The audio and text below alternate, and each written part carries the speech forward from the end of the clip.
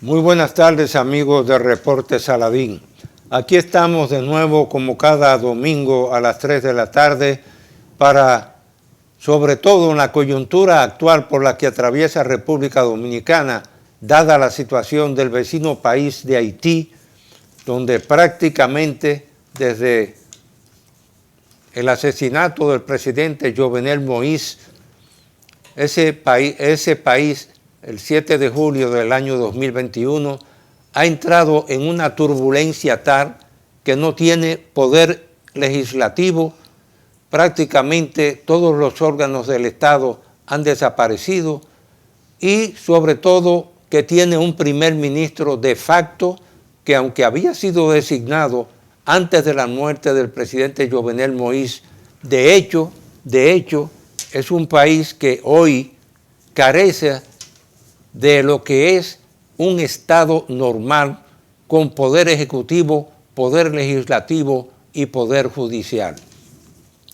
Independientemente de esa situación, en la coyuntura actual se produce una situación en la que aparentemente representantes de las Naciones Unidas en Haití como en la República Dominicana de repente realizan un viaje de exploración en Haití, entrando por Dajabón para establecer contacto con las ONGs que han estado recibiendo recursos de unos 3 millones de dólares de los representantes residentes de las Naciones Unidas en Haití y en República Dominicana, pero llamó mucho la atención que en ese viaje de esta misión estuvieran también la Organización de las Naciones Unidas Internacional para las Migraciones, la OIM, como embajadores de varios países que se encontraban en Haití,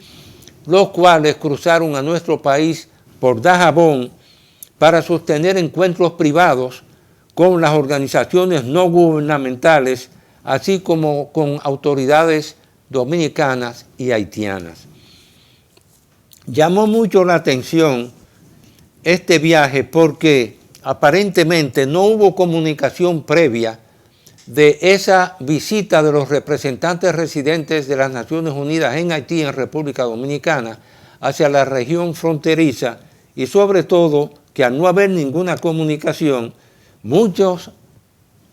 una parte del público dominicano entendió que esto estaría vinculado en alguna forma al anuncio que ha hecho el gobierno de la República de Kenia en el este de África de que están dispuestos a encabezar una fuerza multinacional en Haití integrada por unos 1,000 policías para ayudar a los haitianos a restablecer la seguridad, el orden público y la paz en dicho país. A la prensa nacional y a los medios de comunicación les llamó mucho la atención precisamente que esa misión no había sido anunciada, independientemente de los programas que mantienen las Naciones Unidas en Haití a través de los representantes residentes, tanto en Haití como en República Dominicana, y sobre todo que cuando concluyó la misión de la ONU en la zona fronteriza, vinculada a esta cuestión y al anuncio de la oferta que ha hecho el gobierno de la República de Kenia, en el este del África, de enviar una misión de apoyo de unos 1,000 miembros de la policía de ese país, que simultáneamente se anunciara que a partir del mes de agosto los Estados Unidos de América, uno de los 5 países miembros que tienen veto en el Consejo de Seguridad de la ONU, presidirá el Consejo de Seguridad, y sobre todo que se espera que se tome una decisión concreta sobre una posible intervención en Haití. En este caso, obvia referencia a la oferta que ha hecho el gobierno de Kenia de enviar unos 1,000 policías para auxiliar a la policía haitiana a enfrentar a las bandas de secuestradores, asesinos y violadores que prácticamente han tomado el territorio de Puerto Príncipe, más de un 80%, y se han extendido a otras zonas de Haití. Ustedes se preguntarán, ¿cuál es ese país de África que precisamente mediante un comunicado oficial anunció su apoyo para encabezar una fuerza multilateral como una forma de ayudar al gobierno de Haití a restablecer el orden y la seguridad en ese país? Kenia es un país, una república que se independizó de Gran Bretaña en 1963, tiene unos 580.367 kilómetros cuadrados, es decir, un tamaño que es 10 veces el de la República Dominicana. Su capital es Nairobi y tiene unos 54 millones de habitantes. Entonces, es importante destacar que para que esa oferta que ha hecho el gobierno de la República de Kenia tiene que aprobarse un mandato del Consejo de Seguridad de las Naciones Unidas para que puedan esa decisión de la República de Kenia enviar esos 1.000 policías conjuntamente con las ofertas que han hecho tanto las Bahamas como Jamaica también de auxiliar a la policía de Haití. El ingreso per cápita de Kenia es de unos 200 euros anuales, vive sobre todo del turismo de safaris, recibiendo unos 2 millones de turistas que van a ver a los elefantes, los leones, los tigres, etcétera, en ese país, y un 60% del Producto Interno Bruto es generado precisamente por esa actividad del turismo en ese país del este de África. Por otra parte, llama la atención que es un país multicultural que tiene unas 42 etnias diferentes. Oigan bien, unas 42 etnias diferentes, grupos étnicos, y sobre todo destacándose entre ellos los kikuyos, que están dedicados a la agricultura, y los masái, que se dedican al pastoreo y a la ganadería. El nombre de Kenia, para que ustedes tengan una idea más completa sobre lo que es ese país, significa montaña luminosa, porque tienen la montaña más alta de Kenia, le dio el nombre a su país y significa montaña luminosa. Independientemente de eso, como lo he dicho ya, se independizaron de Inglaterra en 1963. Pero en la coyuntura actual, lo importante es, independientemente de todas las discusiones que han habido, las reuniones de los países de la Unión Europea con la CELAC, donde no llegaron a ninguna conclusión en relación con la situación de Haití, las reuniones que se han dado en el seno de la Organización de Estados Americanos, OEA, donde independientemente de mantener también una representación en Haití, la nueva representante de las Naciones Unidas en Haití, que es la ex canciller de Ecuador, todo eso hace pensar que en esta coyuntura el Consejo de Seguridad de las Naciones Unidas teóricamente adoptará una decisión en torno si acepta invitar a Kenia y aprueba un mandato para que Kenia pueda enviar sus 1.000 policías a Haití. Hacemos otra pausa y retornamos en unos instantes.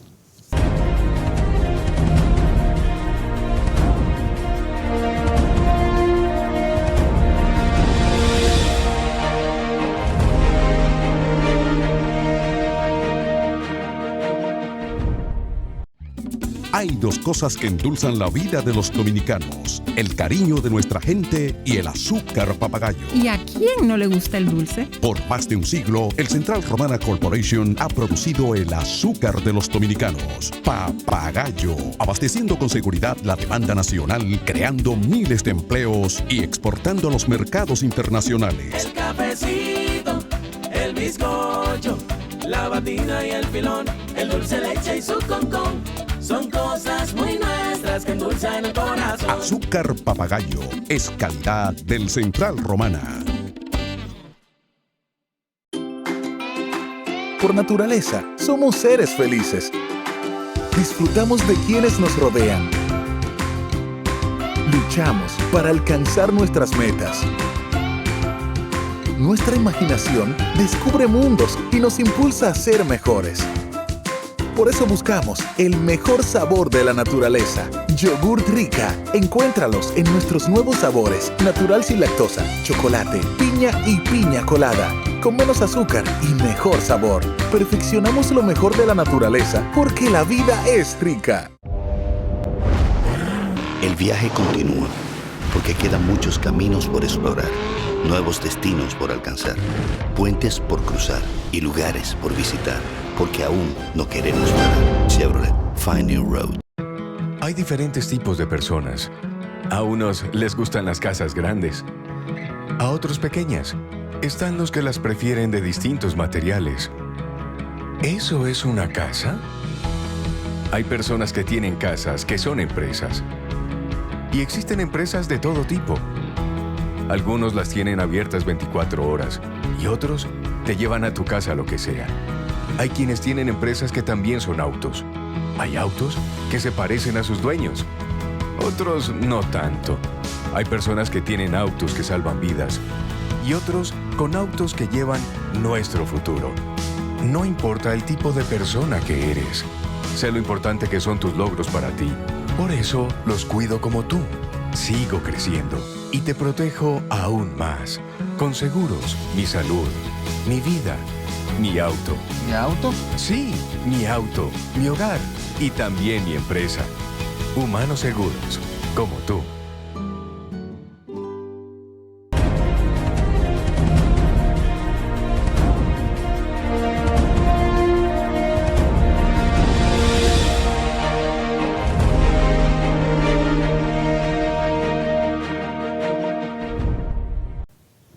Bien, amigos, continuamos con el reporte Saladín, haciendo un análisis sobre la oferta que ha hecho el país de la República de Kenia en África de enviar unos 1,000 policías para auxiliar a la policía de Haití para poder enfrentar las bandas de secuestradores, asesinos y violadores que prácticamente han tomado el control del territorio de Haití, independientemente de los llamados que ha hecho el primer ministro de ese país en torno a las invitaciones que le ha hecho al Consejo de Seguridad de la ONU y a la Asamblea General de la ONU de enviar una fuerza de paz a Haití, habiendo el secretario general de la ONU, el señor Guterres, también reiterado en varias oportunidades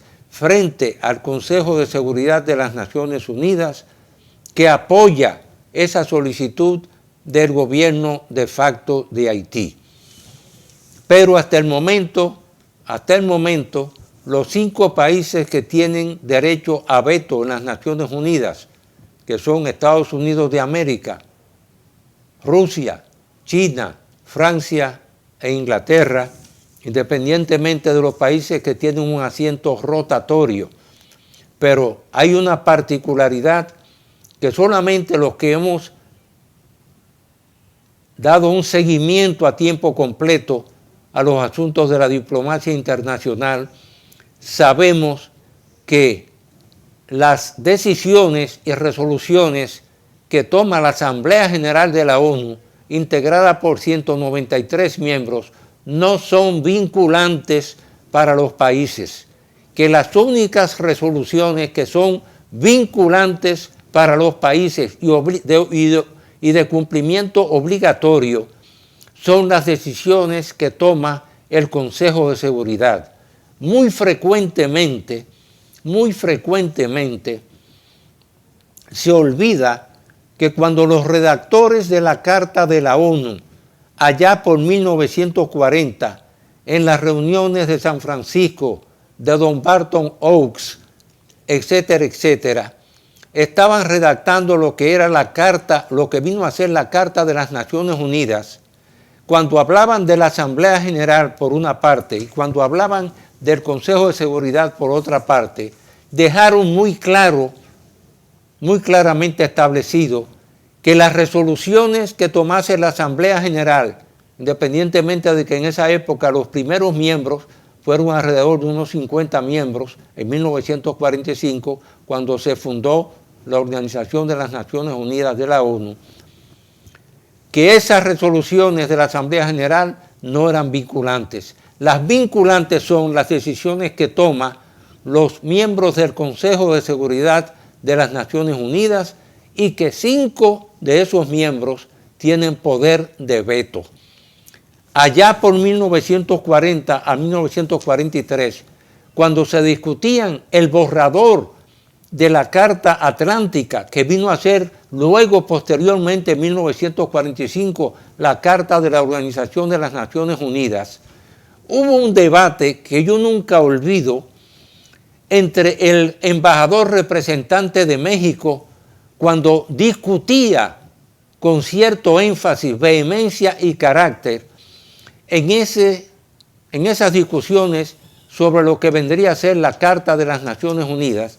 Y el embajador de México decía, es que nosotros no podemos aceptar que solamente 5 países tengan el derecho a veto cuando no sabemos el número de miembros que van a tener las Naciones Unidas. Comenzaron con alrededor de unos 50 y ya están hoy en unos 193. Entonces, las delegaciones, muy especialmente de lo que eran en esa época, las 5 potencias que vinieron a ser miembros del Consejo de Seguridad, les decían, o hay poder de veto en el Consejo de Seguridad o no habrá Carta de la ONU.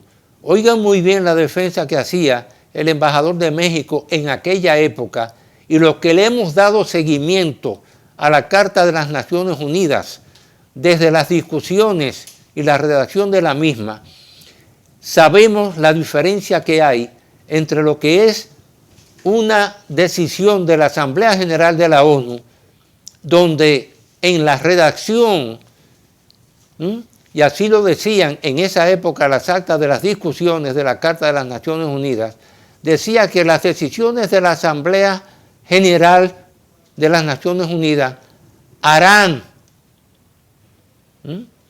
porque no eran vinculantes, no decía podrán.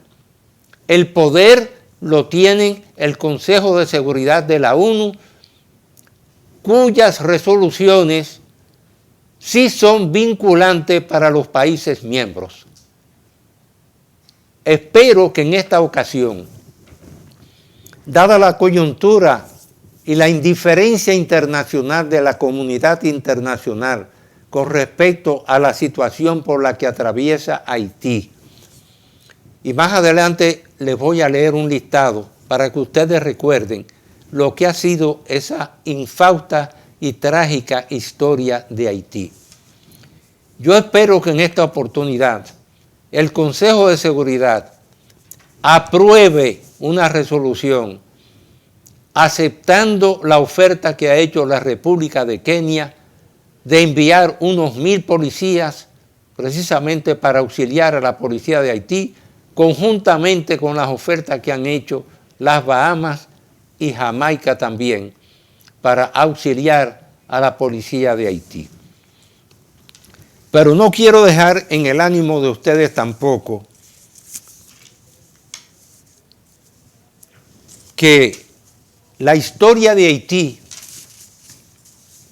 y es algo que, independientemente de lo que fuera el auxilio que le dio el expresidente de Haití, Pétion, Alexandre Pétion, a Simón Bolívar para la independencia de varios de los países de América Latina. Hay que recordar también cuál ha sido el destino de los presidentes del vecino país de Haití.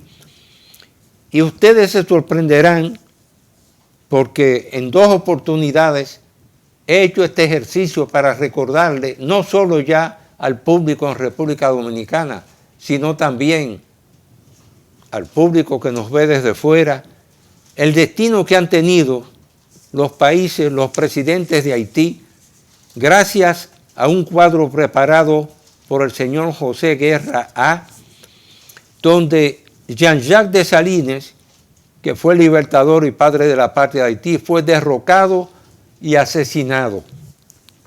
Henri Christophe, autoproclamado rey, se suicidó en el norte de Haití.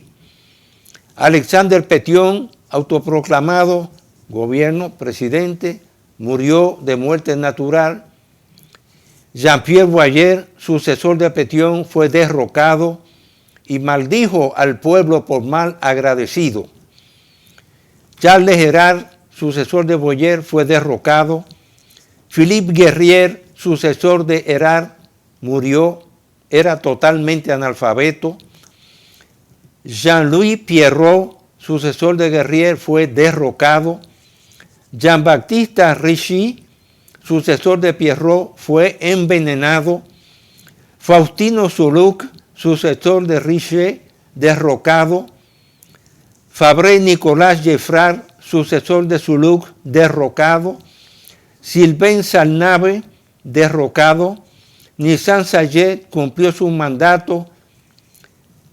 Michel Domingue, nombrado por el Congreso, exiliado. Pierre Guasron, exiliado.